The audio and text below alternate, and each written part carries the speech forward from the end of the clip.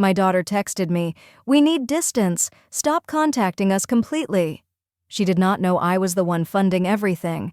When I replied, "I will cancel all my deposits first thing, just letting you know." That was the moment the silence in my house changed shape. That message blinked on my phone just after 8 in the evening. No greeting, no explanation, just a verdict delivered in a single cold line. For a moment I stood absolutely still, my hand hovering over the sink. I read it again slowly because disbelief has a strange way of softening edges before the pain settles in. My name is Elise Harden. I am 65. At my age, I thought I had already lived through the worst kinds of endings. Losing my husband, rebuilding my life alone, watching friends move away or pass on. But nothing quite prepares you for a daughter deciding that you no longer belong in her world. Rowan has always been the sharp one, the bright one, the child who could turn a room toward her without trying. I used to think that was a kind of magic. Lately, it felt more like a warning I had been too stubborn to read. I stared at her sentence. The finality of it, the way it sliced clean through every memory we had ever shared. And in the middle of that stillness, something inside me did not break the way I expected. It froze, quiet and steady, as if bracing against a wind I had somehow known was coming. If she truly wanted distance, I could give her distance. Not the temporary kind people ask for in moments of anger, but the kind she had spelled out so clearly. Completely. My fingers moved on their own. "I will cancel all my deposits first thing," I typed, "just letting you know." I did not add a question mark or an explanation. I did not ask why. There was nothing left to clarify. When the message sent, I placed the phone face down on the counter. The quiet around me felt different, as if the air itself had shifted. I was not sure yet what her words would cost her, or what mine would cost me. I only knew I would not chase someone who had already closed the door. And as I stood there in that new, heavy quiet, I realized I needed to finally look back at the years that had brought us to this moment. That was where the truth lived. Waiting. The morning after Rowan's message, I sat at my kitchen table with a cup of coffee growing cold between my hands. The quiet felt heavier than usual, like it wanted to remind me of every choice that had led us here. It started after my husband died. One winter night, a heart attack, and suddenly I was a widow at 57, sorting through hospital papers and condolences from people who barely knew him. Rowan moved back to Portland soon after, telling me she wanted to keep an eye on me. I believed her. I wanted to believe her, but almost immediately, the requests began. "Mom, the car repair place needs $300 more than I expected. Can you cover it? Just this once." I had said 2 months later, "Mom, Evan's job changed our pay cycle. Rent is tight. Can you help another?" "Yes." Each time I agreed, the next request came faster, easier. Before long, Rowan increasingly expected I'd cover things without asking, and I realized I'd been enabling her habits. One night, she stopped by, tossed her purse on my couch, and said, "We had to put groceries on credit again. Can you spot us until next week?" There was no apology in her voice, no embarrassment, just expectation. Meanwhile, Portland changed around us. Prices climbed, neighborhoods shifted, familiar places turned into expensive shells of what they once were. Rowan said she couldn't keep up. Evan nodded along. And because I remembered what it felt like to be young and drowning in bills, I filled the gaps. "I don't know what we'd do without you," Rowan said once, arms around my shoulders. It should have comforted me, but something in her tone felt practiced.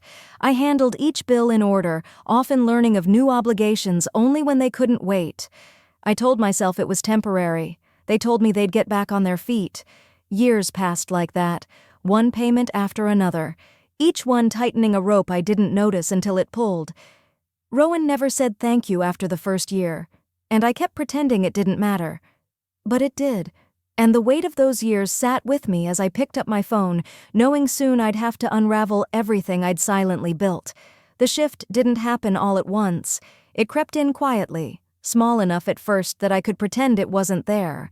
One afternoon, Rowan showed up unannounced, dropped her keys on my counter and said, Evan and I need you to cover the internet bill this month. It's only 80. Mom, you know you're better at managing these things.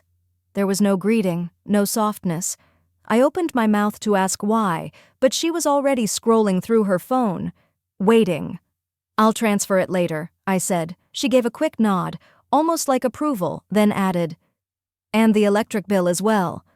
Evan forgot this one. Forgot. Her tone made it sound like forgetting was harmless. 2 weeks later, Evan came by alone. He hovered near the doorway like he didn't want to step inside. Elise. The clinic messed up my insurance. There's a balance we can't handle right now. He pushed a folded paper toward me. $370. Just until it clears. When I glanced at the bill, the date hit me first. It was from early spring. Why am I seeing this now? I asked. He shifted. We didn't want to worry you. Rowan appeared behind him, arms crossed. Mom, don't make this a big deal. Just help like you always do. Her voice had changed. Sharper, less daughter, more judge. A few days after that, we had dinner together at their apartment. Halfway through the meal, Rowan sighed loudly and said, You know, you hover too much. Evan and I need space to handle things like adults. I stared at her. I only step in when you ask. She laughed. A short, cold sound. You always take things so personally. Evan kept his eyes on his plate. The rest of the evening passed in brittle silence. On the drive home, something in my chest felt tight, like the edges of a truth I wasn't ready to name. Pieces were shifting, lines were blurring, and the distance between us, once invisible, was beginning to show itself in every word we said. Rowan called on a Thursday evening, her voice bright in a way that always meant she wanted something. Mom, great news, she said. Evan and I found a new apartment, bigger place, nicer building. We're ready to apply tonight, but we need the deposit. It's only $1,400. You can transfer it now. Right. I held the phone closer, trying to steady my breath. Rowan, I can't do that. She went silent for a beat. What do you mean you can't? You always help. Not this time. Her laugh came sharp. Don't joke. I'm not joking, I said quietly. Evan murmured. Maybe she missed the number. Rowan repeated it slower, like I was hard of hearing. 1,400. We need it tonight. I heard you, I said. And I'm saying no. The shift was instant. Wow, she said flatly. So that's where we're at. You're really going to leave us hanging. I'm not leaving you anywhere. I just can't keep covering everything. You don't want to. She snapped. Evan finally spoke up louder this time. Elle, we're trying to build a future here. Parents are supposed to support their kids. I've supported you for years. That's not the point, Rowan shot back. You know, rent in this city is impossible. You know, we're struggling. I know you're asking before trying anything else. I said, there are options. Payment plans, assistance programs, budget changes. Mom, stop. Just stop. Her voice trembled now. Part anger, part something colder. You're being selfish. We're your family. We're supposed to be able to rely on you. You can rely on me, I said softly. But not like this. She exhaled hard. A long, disgusted sound. Unbelievable. You picked the worst time to have a boundary. Evan muttered something under his breath. Rowan didn't hide her bitterness. Don't bother coming by next week. I don't want this energy in our home. The line went dead. I sat there with the phone still pressed to my ear, the quiet ringing louder than their voices ever had. Saying no shouldn't have felt like stepping off a cliff. But that night it did, and the fall had only just begun. 3 days passed without a word from Rowan. I told myself she needed space, that the anger would cool. I tried to keep busy laundry, small chores, anything that kept me from staring at my phone. The message came just after noon. We need to step back from communication for now. No greeting, no explanation, no softness I could cling to. I read it once, then again, waiting for something to make sense. My chest tightened the way it used to when I got bad news from the hospital years ago, quiet, suffocating, precise. A second message appeared. Don't call, don't show up. We'll reach out if we want to talk. I sat down slowly, the phone still warm in my hand. I didn't cry. I didn't ask why. Shock has a way of emptying a room, even when you're standing in it. I typed only one sentence. I understand. My thumb hovered for a second before I hit send. The moment the message left my screen, an odd stillness settled in like a door that had been dragging on its hinges for years, finally clicked shut. I placed the phone face down on the table. The silence didn't rush in. It simply existed as if it had been waiting its turn. And in that silence, something inside me shifted. Not loudly, but with the certainty of something long overdue. That evening, I pulled out the drawer I rarely touched, the one stuffed with color-coded folders, old statements, and printed confirmations I kept just in case. The weight of it felt different now, heavier, almost alive. I carried everything to the dining table and sat down slowly, as if the past might shift if I moved too fast. I opened the first folder. Housing, dozens of receipts for rent transfers to Rowan's landlord, each one neatly labeled. I whispered the dates under my breath, realizing how many months I'd paid the entire amount without them contributing anything. Next came utilities, internet, insurance, medical copays. I sorted them into neat stacks the way I always did, but this time my hands trembled. 7 years. 7 years of small emergencies turning into habits. Habits turning into expectations. When I reached the tax documents, I almost closed the folder. But something inside pushed me to keep going. I unfolded Rowan's old income statement, the one she'd sent me 2 years ago, insisting she barely earned enough to cover groceries. A number caught my eye. I frowned, leaned closer, and read it again. Her listed yearly income was nearly double what she'd told me. My breath thinned. I grabbed the next year's document. Same story. Higher pay. No mention of the pay cut she'd cried about over dinner that winter. No sign of the late checks she blamed on her employer. A lie, not a misunderstanding, not a mix-up, a choice.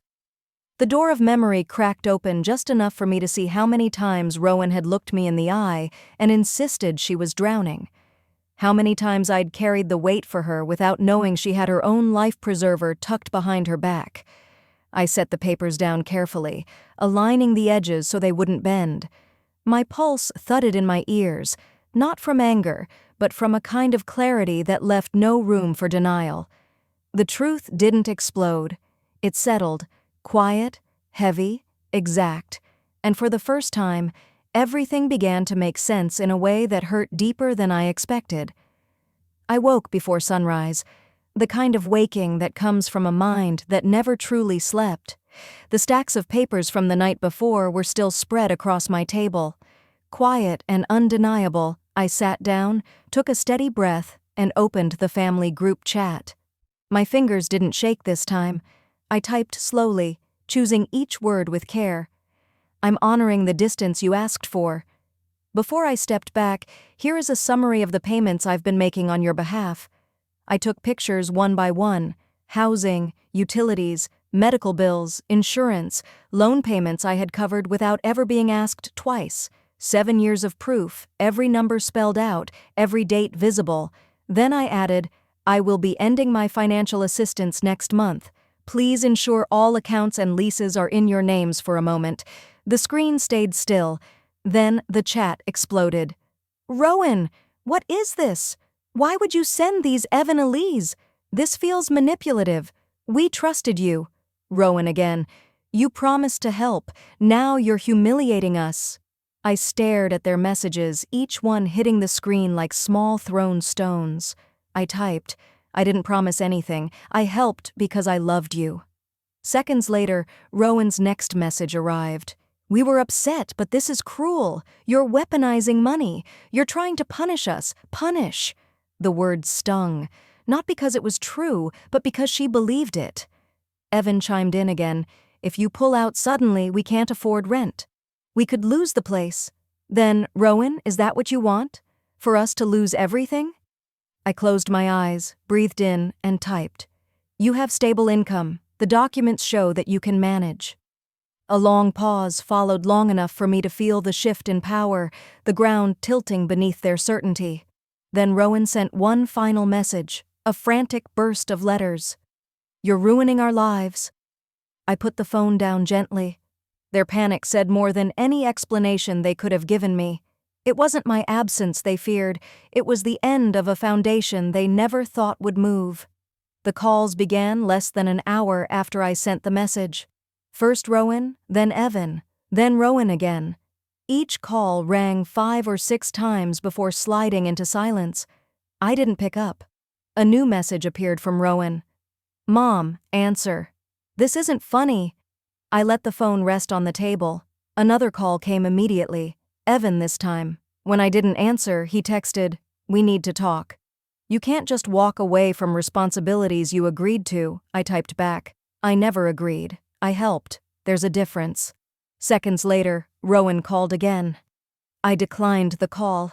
She switched to voice messages, her voice shaking between anger and fear. "Mom, please just explain what you're doing. We can figure this out." Then another message, the tone snapping back to accusation. "You're trying to hurt us. I don't understand why you do this." I set the phone aside, but it kept buzzing. Some relatives chimed in later, offering advice on what they thought I should do. "Cousin Danielle, you're overreacting. Talk to them." Then Rowan's mother-in-law, a woman who barely spoke to me, sent a message dripping with judgment. "You're putting Rowan and Evan in danger. A decent parent wouldn't." The phone buzzed again. Rowan's text this time was shorter. "Rawer. We can't afford next month's rent without you. I'm scared." It sat there on the screen, the first honest thing she'd said in weeks. Evan followed with, "Just help one more time. We'll sort everything out afterward. One more time," the same phrase they'd been using for 7 years. I placed the phone face down, letting the sound fade into the room. Their voices angry, panicked, pleading blended together until they all sounded the same. They weren't calling because they missed me. They were calling because the money was gone. By the next morning, the panic in my phone had dulled into a steady hum of unread messages. I ignored all of them. I opened my laptop instead and logged into every account I had tied to Rowan and Evan over the years. The electric bill went first, then the internet, then the medical autopay I'd forgotten I set up one autumn when Rowan had pneumonia. Each cancellation came with a confirmation email. I read everyone carefully, then removed my card numbers from the accounts. My hands didn't shake this time. They moved with a kind of calm I hadn't felt in years. Halfway through the process, my phone lit up with an incoming call. "Rowan." I let it ring. A message followed. "Please don't do anything drastic. Just talk to me." I didn't reply. I opened the bank app instead and ended the recurring rent transfer. 7 years of payments gone with one click. When the last account was finally cleared, I closed the laptop and stepped outside. The air felt colder than I expected, sharp enough to make my eyes water. I walked slowly toward the Willamette River, the place I always went when I needed to breathe. I stood near the railing, the sound of water low and steady beneath me. For a long moment, I didn't move. The weight I'd carried for years didn't vanish. It simply shifted, settling into a space I could finally feel. My phone buzzed again. Another message. I didn't check it. I pressed my palms against the cold metal rail, letting the silence wrap itself around me. It didn't feel empty. Not anymore. Cutting the last thread didn't bring relief the way I imagined. It brought something deeper, quieter, and unfamiliar. Freedom heavy in my hands, and almost frightening in its honesty. 2 weeks later, I sat across from Dr. Priya in her small office, my hands wrapped around a warm cup of tea. She listened as I explained everything, the messages, the cancellations, the quiet that followed. "You're grieving a role you carried for a long time," she said gently. "Letting go doesn't mean you stopped loving her." "I know," I said, "but I feel lighter." "Good," she replied. "That means you're finally choosing yourself." I didn't argue, but I didn't apologize. I just breathed. At home, my days settled into a rhythm I hadn't felt in years. I cooked for one without guilt. I walked along the river in the mornings without checking my phone. I joined a pottery class I'd always wanted to try but never had the time for. One evening, while shaping a small clay bowl, my instructor smiled and said, "You're steady. Most beginners tense up. I've been unlearning tension." I told her. It was the truest thing I'd said in a long time. When I got home, my phone buzzed with another message from Rowan Short. Uncertain, not angry this time. I didn't open it right away. I set the phone aside, poured myself a glass of water, and let the peace of the room settle around me. For the first time, the silence didn't feel like loss. It felt like space. If you're following my story, hit like, subscribe, and share where you're listening from. Now that nothing ties me down, what do I choose next?